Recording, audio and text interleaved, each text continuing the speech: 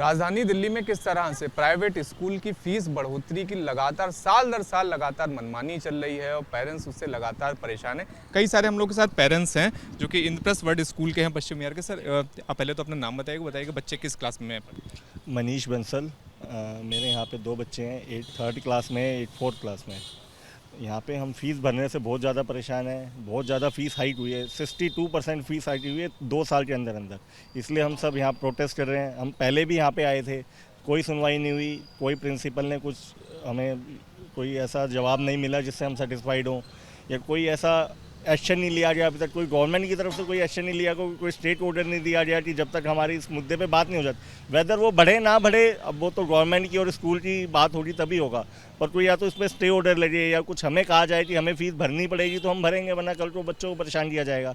सीधी बात है। या हमारे पास कॉल आएगा कि आपने फ़ीस नहीं भरी तो आप कितने दिन नहीं भर पाएंगे, 10 दिन, 15 दिन, 20 दिन, हमें वो भरना तो पड़ेगा फ़ीस। पर हम कितनी भरें? या तो उसके स्टे ऑर्डर लगे कि आप अभी भरे हुई फ़ीस ना भरें, पुरानी भर दें, पुराने हिसाब से, पुराने स्लैब के हिसाब से फ़ीस भरें। या अभी हम बात कर रहे हैं, स्कूल से बात कर रहे हैं, या तो गवर्नमेंट कोई इशू ले, गवर्नमेंट कोई स्टेप उठाए, या स्कूल वाले कोई स्टेप, स्कूल वाले कम से कम मैसेज करें कि आप इतना पुरानी फ़ीस भरो, हम देखते हैं, हम बात कर रहे हैं। पर ये भी बात नहीं करना चाहते, गेट नहीं खोलते, पेरेंट्स से बात ही नहीं करना चाहते इस टॉपिक पे, तो ये कैसे होगा? किस तरह से सर आप देख रहे हैं? नाम पहले अपना बताइएगा और आप बताइए किस तरह से चीज़ें लगातार चल रही हैं। मेरा नाम आज़ाद सिंह है और मेरा बेटा भी यहाँ पे 3rd क्लास में है। और यहाँ पे जो जैसे भाई साहब ने बताया कि फ़ी हाइक जो है पिछले कहते हैं अप्रैल 2022 से आज तक 62% फ़ी हाइक हो चुका है। और कहते हैं इन्होंने पहले जो 3 फ़ी हाइक थे उसके अंदर ये इन्होंने DOE के अप्रूवल से किए हैं, वो पहले 3 फ़ी हाइक। अभी जो फ़ी हाइक हुए 2 लास्ट 2 हुए उनके अंदर कोई कहते हैं DOE का अप्रूवल नहीं था। 24 और 25 में 24 और 25 में कोई अप्रूवल नहीं था। बट DOE का भी अप्रूवल जो है वो क्वेश्चन में है, क्योंकि DOE भी अगर 15% इंक्रीज़ की इनको ऑथराइज़ कर रहा है तो हम DOE के ऊपर भी क्वेश्चन करते हैं कि DOE के ऊपर कैसे विश्वास किया जाए जब वो इनके उसमें से 2 जो ऑर्डर्स हैं DOE के वो एक ही डेट में इशू किए गए हैं।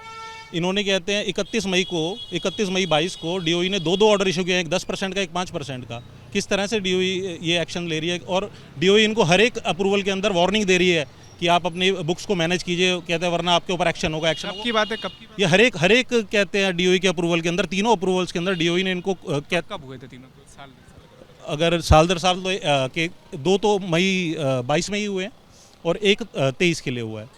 तो उन तीनों के अंदर ही एक कंप्लाइंस की बात की गई है जगह जगह पे।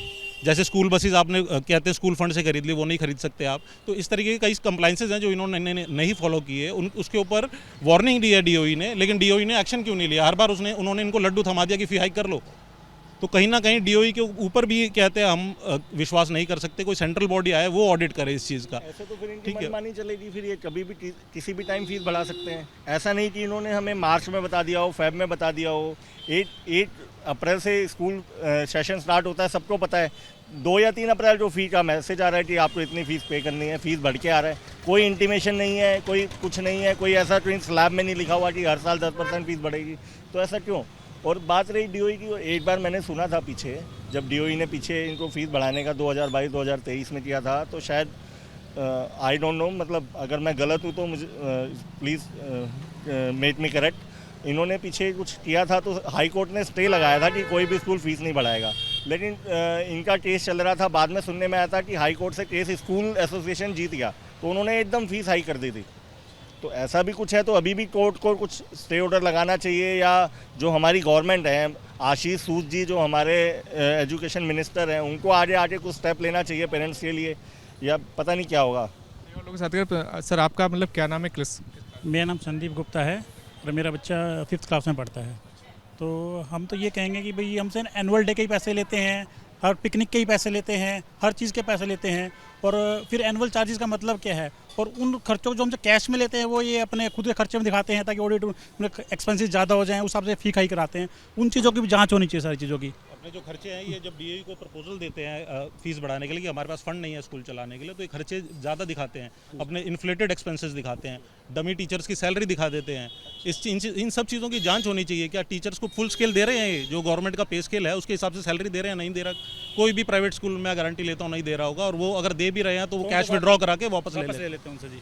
और कोई साहब बात करें, सर क्या नाम है आपका? सर मेरा नाम अमित लांबा है। आपके बच्चे किस क्लास में है? मेरा बच्चा 9th क्लास में है। किस तरह से आप लोग देखते हो फ़ी हाइक जो हो रही है, किस तरह से बाहर पड़ रहा है आप लोगों के ऊपर? क्या सर बाहर तो ऐसे पड़ रहा है कि ना बिजनेस में प्रॉफिट बढ़ रहा है, ना सैलरी में इंक्रीमेंट हो रहा है, सिर्फ फीसें ही बढ़ती जा रही हैं सर।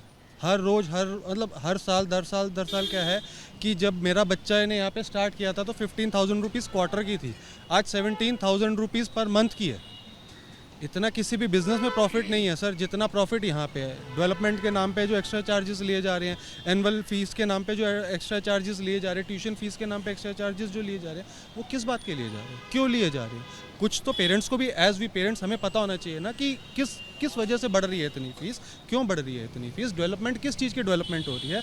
सर अगर आप डेवलपमेंट के चार्जेस को कैलकुलेट करेंगे बच्चों के साथ तो मुझे लगता है हर साल स्कूल वाले एक नया स्कूल बना सकते हैं, बट कहाँ है डेवलपमेंट?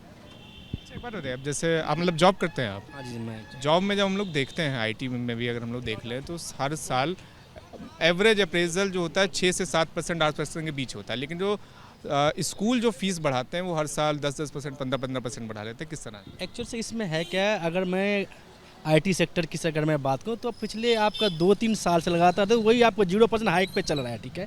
लेकिन जो आप स्कूल वगैरह का आप ये देखो तो आपका अराउंड आपका 60 to 62% के आसपास का है। इन लोगों ने एक्चुअली फी में हाइक करा है इन लोगों ने, ठीक है।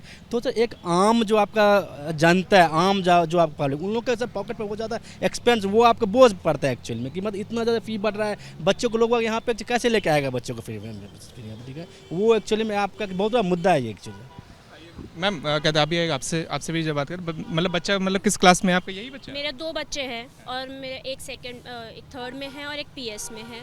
और जब से मैंने अपने पहले बच्चे को डाला है और हमेशा हर साल फीस बढ़ती आ रही है 10%। एक मिडिल क्लास आदमी, एक जनरल कैटेगरी का आदमी कहाँ तक इसको अफोर्ड करेगा? कहाँ तक ये फीस जाकर रुकेगी? कहाँ पर हमें राहत मिलेगी?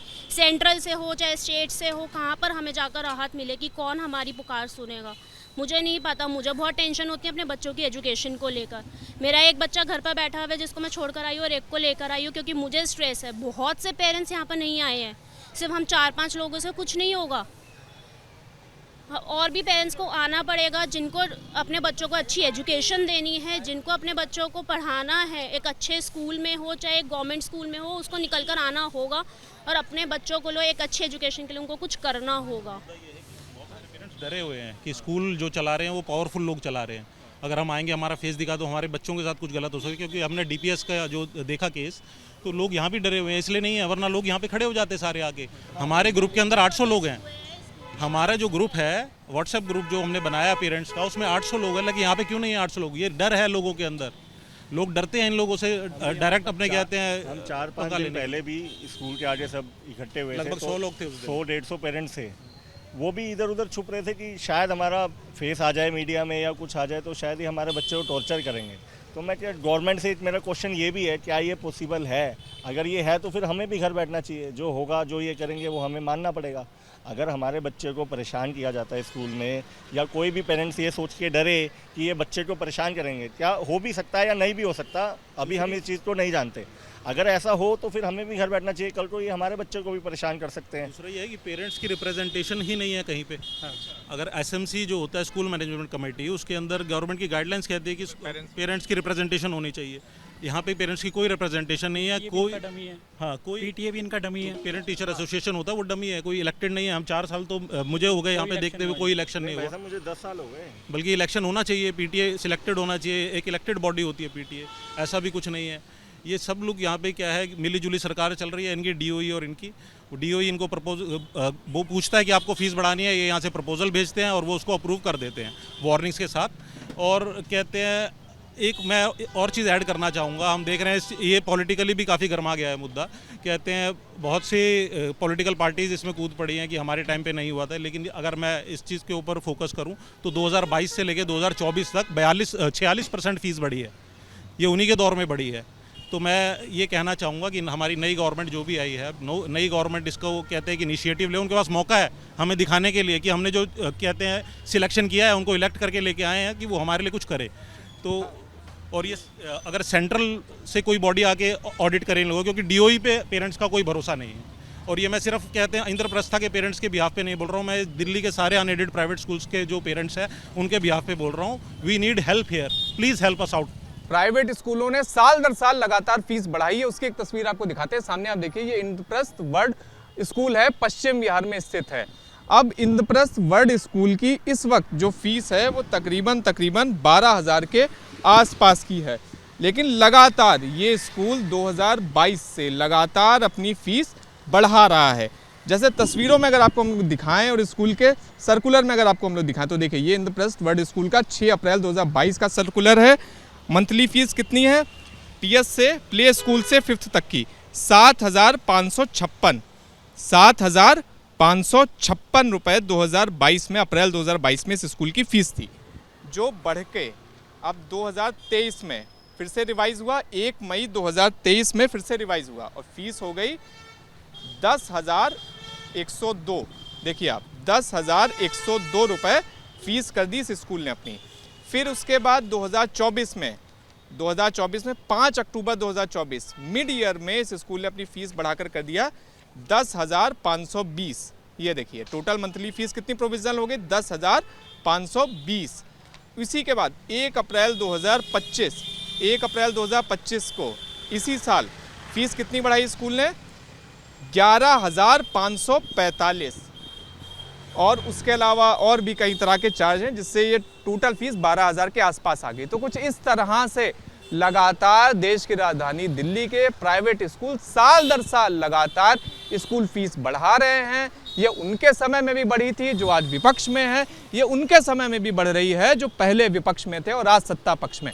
तो ये स्थिति है देश की राजधानी दिल्ली की। For exclusive and insightful videos, subscribe to our new channel ABP Live Premium.